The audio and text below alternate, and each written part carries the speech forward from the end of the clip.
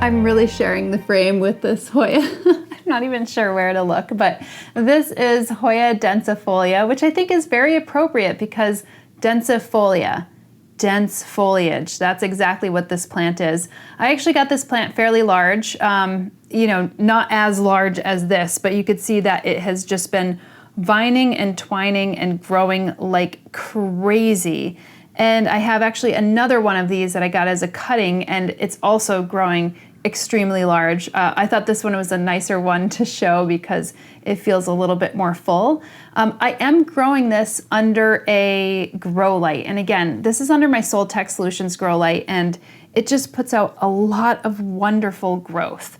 The other one I've had growing for about 2 years as well, and that one is growing extremely well too, but it's growing a little bit more towards my natural light and my southwest facing window. So this is a plant that could handle a little bit more direct sun, I've found, but I would typically actually grow this in kind of more bright and direct light, kind of like how I'm growing it with my grow light.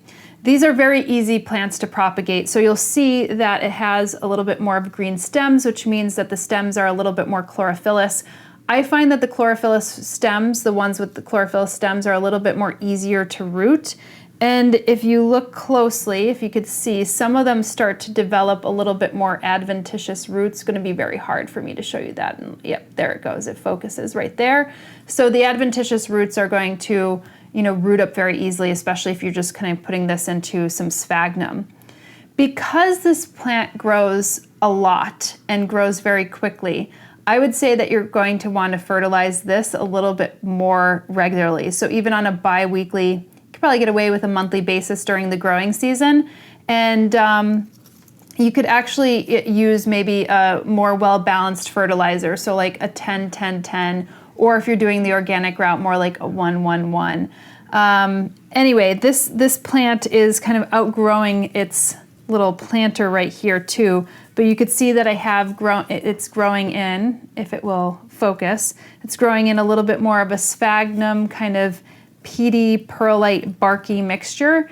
And these don't mind to be a little bit root bound because they are epiphytic plants and they don't mind their roots being slightly constricted. They're a little bit more accustomed to that in the wild, which, by the way, I believe this one is from the Philippines where this one natively grows in the wild. But I would say that if it's starting to outgrow and if its roots start to come out towards the bottom of this plant, then I would say that the bottom of the planter, then I would say it'd be time to actually, you know, repot this one up.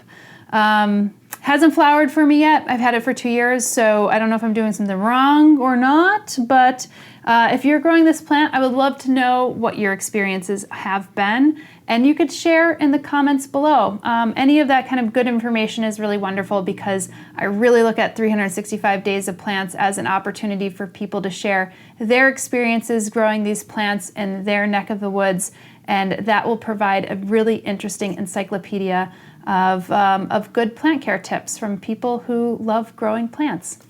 Anyway, so Hoya densifolia.